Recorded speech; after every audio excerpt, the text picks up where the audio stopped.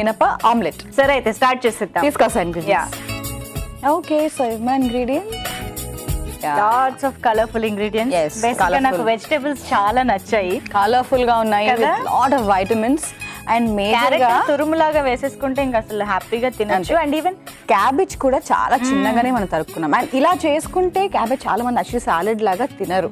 And పచ్చిగా తీసుకోవాలి అనుకుంటే కొంచెం ఇబ్బంది, బట్ అదర్వైజ్ అలవాటు ఉన్న వాళ్ళు చాలా చక్కగా తీసేసుకోవచ్చు. బట్ నాకైతే పర్సనల్లీ క్యాబేజ్ కూరల్లో కంటే సాలెడ్స్ లోనే నచ్చుతుంది. చాలా బాగుంటుంది, క్రంచీ టెక్స్చర్, టేస్ట్ కూడా సూపర్ గా. యాక్చువల్లీ మనం ఏదైతే యునో ఆ వైట్ మేయో అని కాదు, మనము ఈవెన్ ఫ్యాట్లెస్ గా కూడా మనం లాట్ ఆఫ్ సాలెడ్ డ్రెస్సింగ్స్ చేసుకుంటూ ఉంటాం కదా, దాంతో క్యాబేజ్ కూడా చాలా బాగా సెట్ అవుతుంది. అండ్ అలాగే మనం పచ్చిగా వేసుకుంటున్నాము along with lot of flavours. Of course ముందైతే మనం వెజిటబుల్స్ అన్ని కూడా యాక్చువల్లీ కలిపేసేసి సో ఒక చిన్న సైజ్ సాలెడ్ ప్రిపేర్ చేస్తున్నాం అన్నమాట. అదే మనం టాపింగ్ లాగా వాడుతున్నాం. Interesting, very nice. So start చేసేద్దాం. ఇది సాలెడ్ ప్రిపరేషన్. ఫస్ట్ అయితే వెజిటబుల్స్ అన్ని కూడా వేసేసుకుందాం ముందుగా.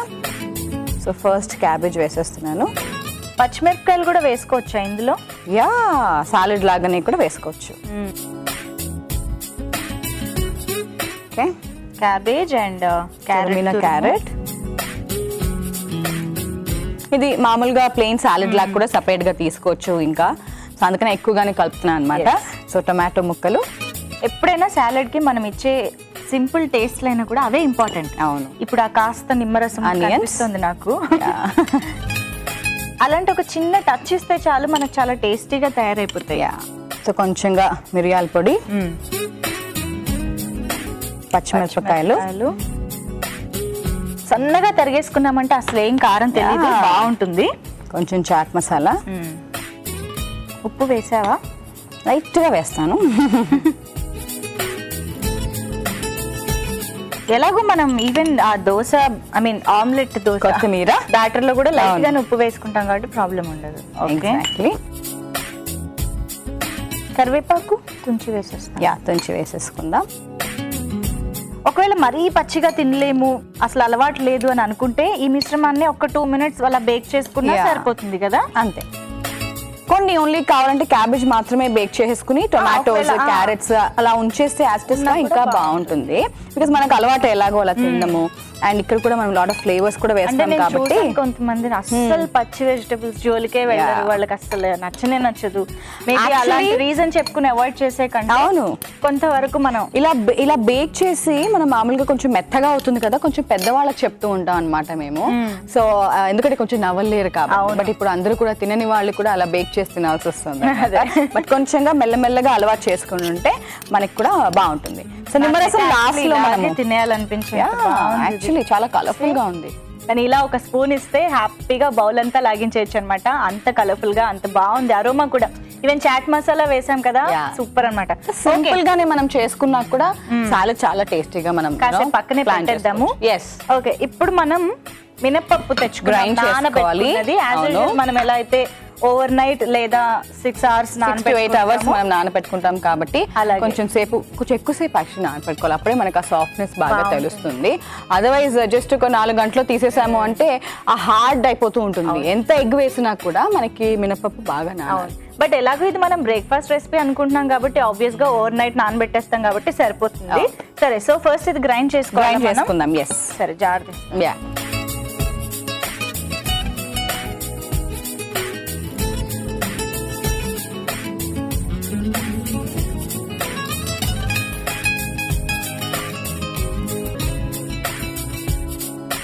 ఓకే, ఇందులో ఏం వేయక్కర్లేదుగా, మనం తర్వాత లాస్ట్ లో వేసుకుందాం. సాల్ట్ ఒక్కటే వేసుకుందాం అంతే.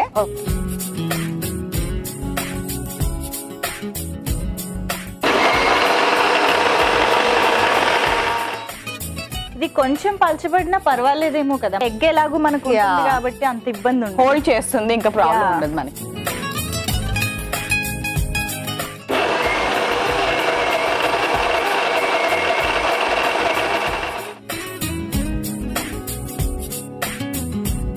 మంచి స్మూత్ అండ్ ఫ్లఫీ మినప బ్యాటర్ రెడీ అయిపోయింది. ఆసమ్. Wow, Jessie. బుడగలు కూడా వస్తున్నాయి. యాక్చువల్లీ ఇలా వేసుకున్నాక ఒక 1/2 hour కనుక మనం ఉంచాము అంటే కొంచెం బాగా ఫర్మెంట్ అవుతుంది అన్నమాట. సో ముందుగా అయితే మామూలుగానే ఎగ్ వేస్తే ఉబ్బిపోయి ఫ్లఫీగా వస్తుంది, ఇంకా మినప్పిండి కూడా ఉండేసరికి ఇంకా బాగుంటుంది. యా, సో కొంచెం పిండి వేస్తున్నాము అండ్ మనం ఎగ్ కూడా వేసేసుకుందాము. సో 1 or 2 eggs మనం చూసుకుని వేసుకుంటే సరిపోతుంది. మనం సాలెడ్ లో నిమ్మరసం పిండలేదు, వాటర్ అంతా వచ్చేస్తుందని చెప్పేసి లాస్ట్ మనం పిండుకునేందుకు ఉంచుకున్నాను అనమాట. ఓకే, కూడా వేసి. యా,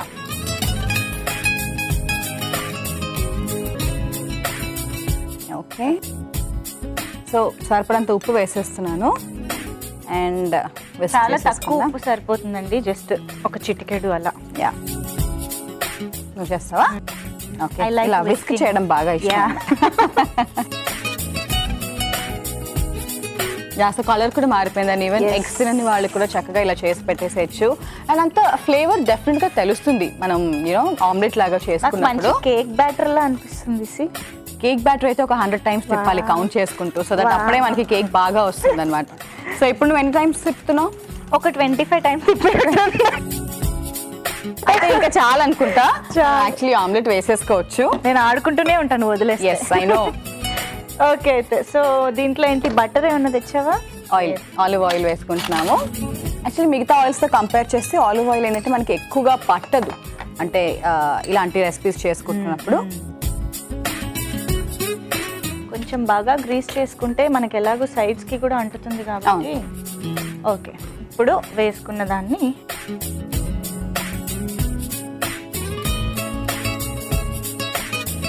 కొంచెం థిక్గానే ఉంటుంది ఆబ్వియస్ గా, ఎందుకంటే మనకి మినపప్పు మాత్రమే ఉన్నప్పుడు ఇలాగ రాదు కదా, దోశ తిప్పినట్టు రాదు.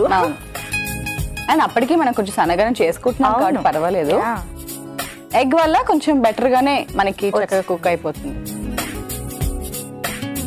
ఓకే, అయితే సో మొత్తానికి మనం ఆమ్లెట్ కూడా వేసేసుకున్నాము. చాలా డిఫరెంట్ గా ఉంది రెసిపీ, బట్ ఎనీవేస్ కొంచెం థిక్ గానే వేసుకున్నాము చెప్పాలంటే. రెండు వైపులా కూడా మనకు కుక్ అయిపోతే సరిపోతుంది. సో మినపట్టు, మినప రొట్టె ఇవి ఏం వేసుకున్నా మనకు నచ్చుతుంది, at the same time omelette కూడా అందరికీ నచ్చుతుంది. సో చక్కగా ఇంకొంచెం ఫిల్లింగ్, యాక్చువల్లీ కార్బ్స్ కూడా ఉంటూ మనం ఎక్కువ ప్రోటీనిషియస్ గా తీసుకోవాలనుకున్నప్పుడు ఈ ఆప్షన్ అయితే నాకు భలే నచ్చిందండి. సో కన్సిస్టెన్సీ అంటే సమ్హౌ ఆ టెక్స్చర్ అది కూడా చాలా డిఫరెంట్ గా బాగుంది కదా, ఫ్లఫీగాను ఉంది, థిక్గా ఉన్నప్పటికీ. పైనాపిల్ ఫ్లేవర్ కేక్ ఏదైతే మనం చూస్తామో అలాగే ఉంది. యాక్చువల్లీ బేక్ కూడా చేసుకోవచ్చు. సరే, అయితే సర్వ్ చేసుకుందాం. దీనికి అసలైన టాపింగ్ కూడా మనం ఇందాక రెడీ చేసి పెట్టుకున్నాం కాబట్టి మనం ఎక్కడా కాంప్రమైజ్ అవ్వకుండా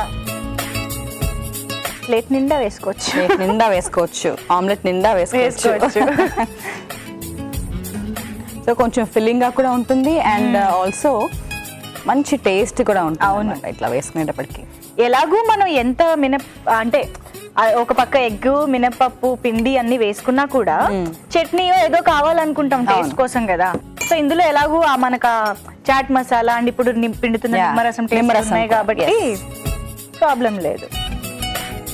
ఓకే, వావ్. సో చూసారు కదండి, చాలా కలర్ఫుల్ గా డిఫరెంట్ గా మనకి మినప ఆమ్లెట్ రెడీ అయిపోయింది. మరి మేము టేస్ట్ చూసే ముందు దీని తయారీ విధానం, కావాల్సిన ఇంగ్రీడియంట్స్ ఇంకొకసారి చూసేయండి. మినప ఆమ్లెట్ కి కావాల్సిన పదార్థాలు: మినపప్పు 1 కప్పు, ఎగ్స్ 2, ఉల్లిపాయ ముక్కలు 1/2 కప్పు, ఉప్పు తగినంత, మిరియాల పొడి 1 టీ స్పూన్, కరివేపాకు 1 రెమ్మ, కొత్తిమీర కొద్దిగా, పచ్చిమిరపకాయలు 2, క్యాబేజ్ ముక్కలు 1/2 కప్పు, టొమాటో ముక్కలు 1/2 cup, chaat masala 1 teaspoon, నిమ్మరసం తగినంత, క్యారెట్ తురుము 1/2 కప్పు. మినప ఆమ్లెట్ తయారు చేసుకునే విధానం: ముందుగా ఒక బౌల్లో క్యాబేజ్ ముక్కలు, క్యారెట్ తురుము, టొమాటో ముక్కలు, ఉల్లిపాయ ముక్కలు, మిరియాల పొడి, పచ్చిమిరపకాయ ముక్కలు, చాట్ మసాలా, తగినంత ఉప్పు, కొత్తిమీర, కరివేపాకు వేసుకుని బాగా కలుపుకుని పక్కనుంచుకోవాలి. ఒక మిక్సీ జార్ లో నానబెట్టుకున్న మినపప్పు తీసుకుని దోశ బ్యాటర్ లాగా మిక్సీ పట్టి ఒక బౌల్లోకి తీసుకోవాలి. దీంట్లో ఎగ్ వేసుకుని తగినంత ఉప్పు వేసి బాగా కలుపుకుని పాన్ పైన ఆలివ్ ఆయిల్ వేసుకుని ఈ బ్యాటర్ ని ఆమ్లెట్ లా వేసుకుని రెండు వైపులా కాల్చుకుని సర్వింగ్ ప్లేట్ లోకి తీసుకుని పైనుంచి ముందుగా రెడీ చేసుకున్న సాలెడ్ మిశ్రమాన్ని వేసుకుని నిమ్మరసం కూడా జల్లుకుని సర్వ్ చేసుకుంటే